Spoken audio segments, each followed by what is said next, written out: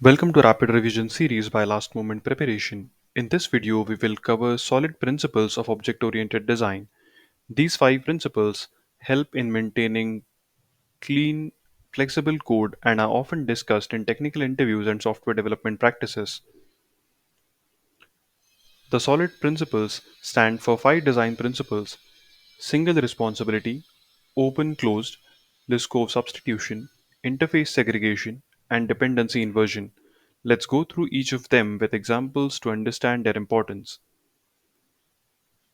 The single responsibility principle states that a class should have only one reason to change, meaning it should have only one job or responsibility.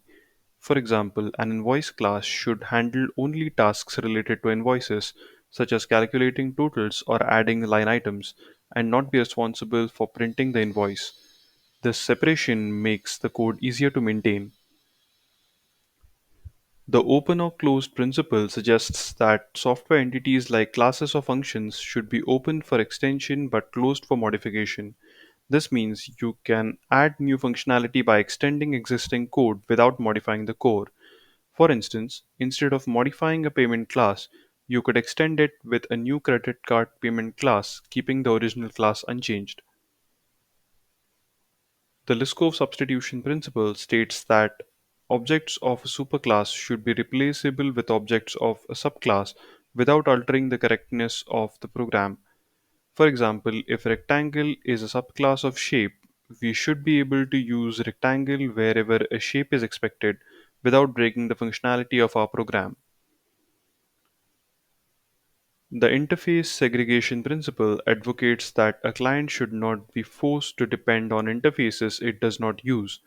Instead of having one large general purpose interface, we should create smaller, more specific interfaces. For example, instead of a worker interface with many methods, create a worker interface with basic methods and separate interfaces for specialized tasks. Finally, the dependency inversion principle suggests that high level modules should not depend on low level modules, but on abstractions. For instance, instead of a database class directly depending on MySQL database, it should depend on a database interface. This approach makes the system more flexible and easier to change. By following solid principles, we make our code more manageable, maintainable, readable, and flexible. It reduces tight coupling between components, increases modularity, and facilitates easier testing and scaling. In summary, the solid principles, single responsibility, open or closed, Liskov substitution, interface segregation, and dependency inversion are essential for writing clean, efficient, and maintainable code.